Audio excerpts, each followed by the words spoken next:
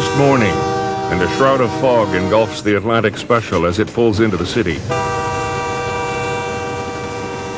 Its horn greets an older neighborhood of paint box-colored tenements perched on the shoreline, where once Maliseets and Micmacs camped.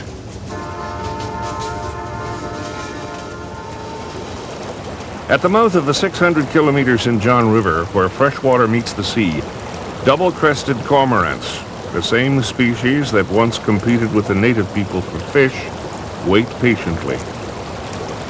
On a similar day, nearly 400 years ago, Samuel de Champlain took note of this waterway as one of the largest and deepest we had yet seen.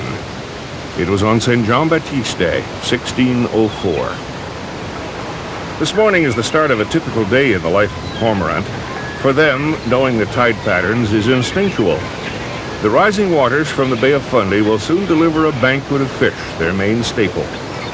By day's end, the current will reverse itself, low tide allowing the river a freer run. This natural phenomena, the reversing falls, is a part of daily life in St. John.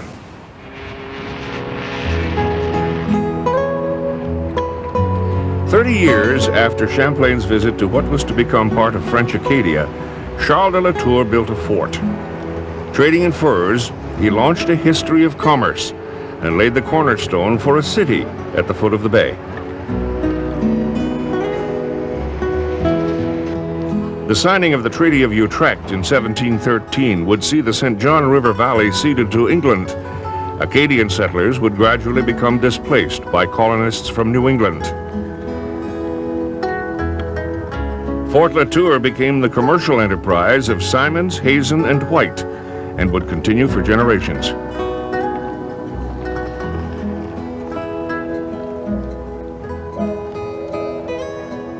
Predominant are heritage buildings.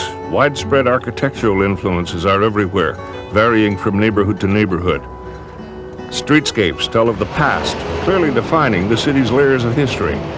Arthur Doyle is publisher of the Telegraph-Journal and Evening Times Globe. The Loyalists landed in St. John in 1783. They landed in a town, a village that had just a few hundred people who traded with the Indians. 14,000 of them arrived in New Brunswick in the Spring Fleet. They pitched tents and built rough cabins on what is now the King Square and around that part of what is now the city. The first few winters were among the harshest that had been remembered here for a long, long time. Many of these people, of course, the Loyalists had been sophisticated people who had been used to living quite comfortably in New England, so this was a very bitter experience for them. The old Loyalist burial ground in the present-day downtown core pays tribute to the many who witnessed streets carved from the wilderness. Within 2 years of this early influx, St. John became incorporated as a city, making it Canada's first and only to be so constituted by royal charter, this in 1785. Resources from land and sea gave birth to undertakings that would steer the new community toward a position at the round table of the world economy. The first trade that the St. Johners undertook was lumbering and cutting masts and shipping them out to Britain for the British Navy. And we had some of the tallest masts that there were available in the British Empire. They were needed for the Napoleonic Wars. As time went by, shipbuilding itself became an industry in New Brunswick, concentrated to a large extent in St. John. And St. John became masters of shipbuilding in the early decades of the 19th century. In fact, we developed such a merchant navy here that it became one of the largest in the world. And our ships were seen on every corner of the globe. St. John maintains a tradition of shipbuilding that has spanned the evolution of the city. It is only the technology that has changed. Vessels like these Canadian Navy frigates are built in modules to be later assembled in dry dock. To the city that was once called the Liverpool of America, and on the heels of the Loyalists, came arrivals from Ireland. Peter Toner is a professor of history. The main factor which brought the Irish to St. John in the post-Waterloo period would have been the timber trade. Now, timber was one of the essential ingredients in the Industrial Revolution.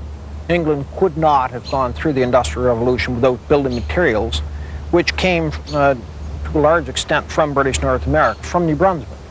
And ships traveling back and forth carrying timber brought passengers rather than ballast. It was a way of generating revenue. Now, these people who left Ireland, especially in the early period, were not, you might say, the refuse of that society. No, these were people that had a certain advantage. They had the capital to buy their passage.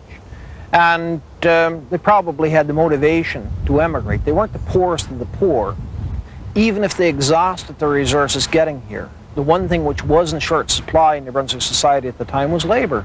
You could never get enough labor, and wages for manual labor at the time were far higher than what they were in any part of the British Isles. So a lot of the Irish would move through St. John, out onto the land, begin to farm, and that in turn stimulated the growth of St. John as the principal port of trade. These people had to have consumer commodities, and this, of course, could be provided by the British economy.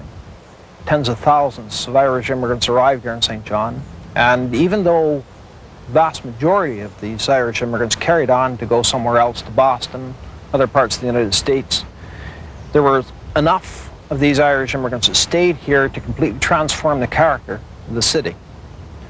And by about 1850, St. John had been transformed from a collection of American villages into an Irish city.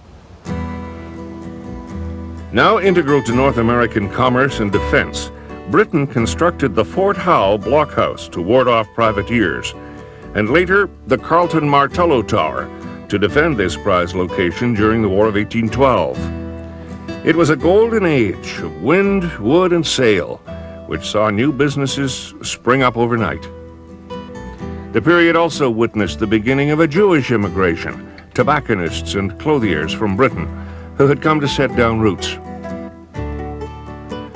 With its mercantile base virtually unparalleled, and within a decade of Sir Leonard Tilley leading New Brunswick into Confederation, tragedy struck.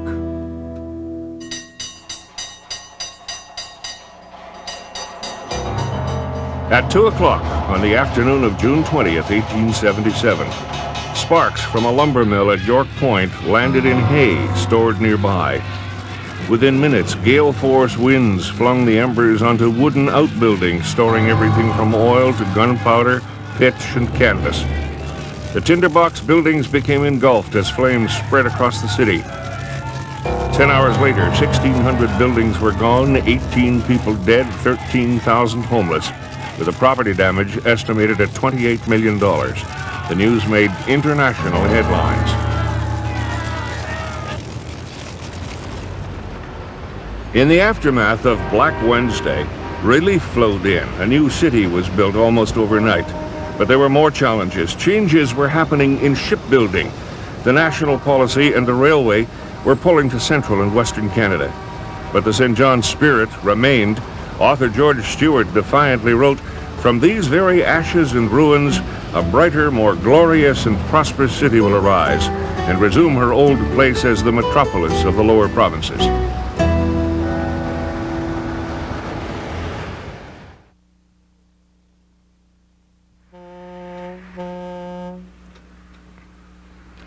The city of St. John and the sea are inseparable. For decades following the Great Fire, she struggled to regain her status of old, augmenting trade with industry. Today, the harbor continues to play a key role in the economic life, as does brewing, sugar and oil refining, and pulp and paper. St. John is one of only 2 year-round ice-free ports in eastern Canada, handling approximately 12 million tons of cargo annually. A 24-acre landmark sits in the harbor that, like the sea, is woven into St. John's story. For 2 centuries, isolated lightkeepers ensured the safe passage of ships. Here in the 1800s, the world's first steam-operated foghorn was heard. That is part of the heritage of Partridge Island. Harold Wright has focused on the darker side of the story, the overwhelming tragedy of the island's role as an immigration quarantine station. It is a tale of tragedy, of sorrow. There are 6 graveyards out here, about 2,000 burials, half of them are children. There used to be 13 hospitals on this small island. The station was established in 1785, and most visitors think of us as Canada's version of Ellis Island, but we're always quick to point out that we're about 100 years older than Ellis Island. Ships returning from Europe carried a human cargo, willing to exchange their life savings for passage to the land of opportunity. A vessel arriving with illness among its passengers, smallpox or cholera, the most common, was required to notify officials, whereby a physician would row out for inspection. The holds were a breeding ground for disease. The shipboard conditions can only be described as inhumane, cruel, where you would literally have 6 or 8 people squeezed into a bunk area that was large enough for 2. They would be placed in the hold of a vessel. There'd be no fresh air, there's no light, the hatch would be closed, no fresh water. You'd have barrels of water with untold whatever growing and swimming around the water. And these unhealthy conditions of sanitation, lack of food, water, air, led to the outbreak of many diseases. Many of these vessels did not have doctors aboard. There was no medicine. In fact, there are many documented accounts, even here for St. John and Partridge Island, where the immigrants, be they sick or dead, would be taken and a weight attached to their feet, and they would be thrown overboard. And of course, that's especially tragic for those who were sick and had yet died. And the idea behind this was so that the quarantine doctor on Partridge Island would not detect the disease aboard vessel, and therefore the vessel would not be placed in quarantine. If conditions on board were horrible, the island was a living hell. The small, primitive facilities with limited staff were constantly overwhelmed by the thousands who arrived. The 6-month immigration season of 1847 lists 2,000 who died in the most squalid conditions. And if you can imagine, 1 doctor, 1 nurse, 400 hospital beds, and the island literally crowded with sick and dying people on the open ground. There wasn't enough food, there wasn't water, no blankets, no medicine. The graveyard was not only used for the burial of the dead, but if the doctor suspected that you would be soon among the dead, then you were placed there as a prelude to burial. The island's a volcanic rock, and there's very little soil, so after a good rain, those bodies that had been buried would be exposed, and the decaying bodies only added to the misery of the sick. And St. John is known for fog. We're known for a bit of rain in the summertime. And you can imagine being on the ground, being sick, with no covering, no medicine, and it's foggy or it's raining. They suffered untold horrors.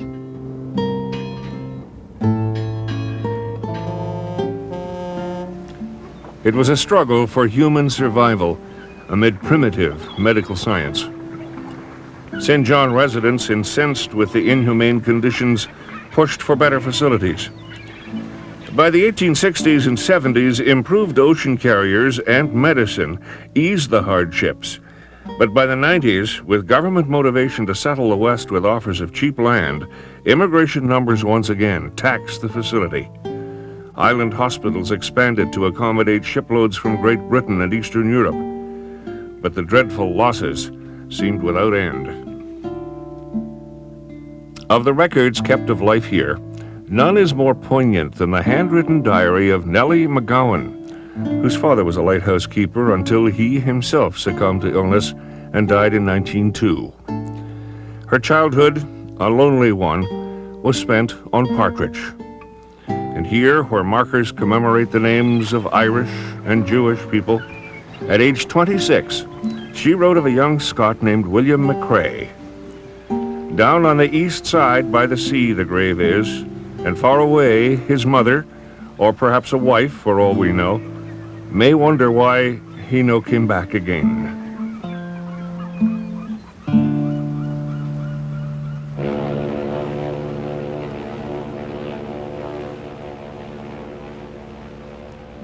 The rebuilding of St. John, following Black Wednesday, involved hundreds of architects, masons, carpenters, furiously working for that miraculous year. One of the few prominent landmarks to survive the fire occupies one city block and continues to play an important role in the day-to-day life of the community.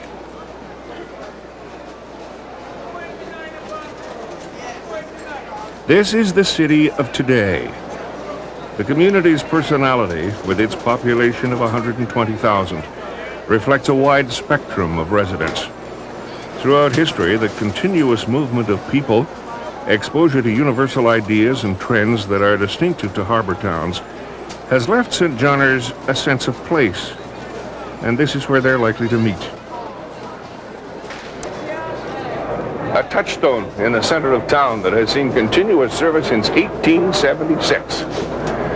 Before then, the shoppers had to endure the mud and the dust of summer, and in winter, well, you don't even want to think about that. So finally, the town fathers came up with a break for the shoppers with this, what you might call, an early concept of an indoor mall.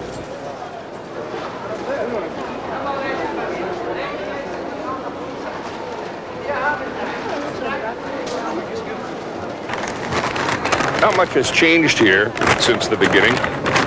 If you look up at the ceiling and the rafters up there, you can almost imagine an upside-down hull of a ship. And that probably comes from the shipwrights who took part in the construction. And then at closing time, another tradition comes into play here. The clerk rings a bell, and that signals the close of trade for the day. Then the original iron gates swing closed on the oldest common law market still in operation.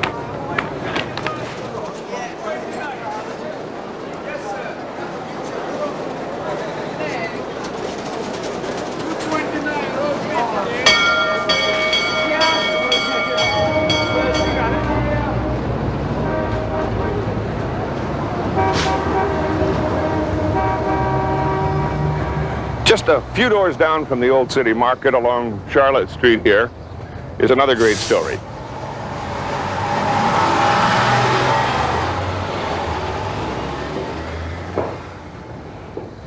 It was here, on the top two floors of this building, that a young man set up shop in the late 1800s. Isaac Erb was his name, and photography was his game. For almost a half a century, he captured the life and times of this city and beyond. This is pretty typical of his photography. Shoeshine boy Charlie Brown. And on Charlie's hat is the whole story. His rates, 10 cents a shine, no credit. Erb's legacy is now a private collection, a remarkable inventory of some 4,000 glass plates. Through his eyes, we can get a glimpse of the St. John of his day.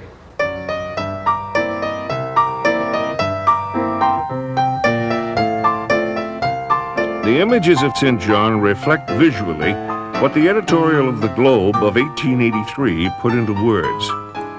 It sums up the intellectual outlook of a then newly formed New Brunswick Historical Society, at a time when Canada was seeking to define its own national identity. Our city, situated at the mouth of a noble river and commanding by its position a large trade, should be first in the hearts of the people. The idea should prevail that what is for her benefit and for her advantage is for the benefit of the whole state. To build her up, to make her learned, prosperous, and generous, and to fill her with happy, comfortable homes.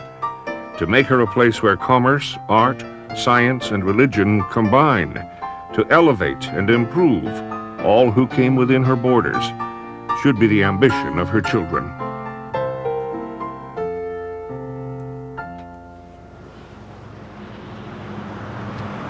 Those who have built her up, making her learned, prosperous, and generous, have come from all over the world.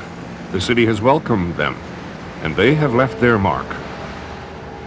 A couple of years ago, there was a scholar in from Queen's University in Belfast. And he took 3 rolls of films of some of the 19th century architecture here because he claimed that the houses that were built during that period in St. John in many cases would duplicate houses built in Belfast during the same period. The people, when they got the money, tried to recreate some of the things they had left behind. An inheritance for a new generation of her children. A reminder of struggle, dreams, sorrow, and accomplishments. Carved into the buildings of Canada's oldest incorporated city, St. John, New Brunswick.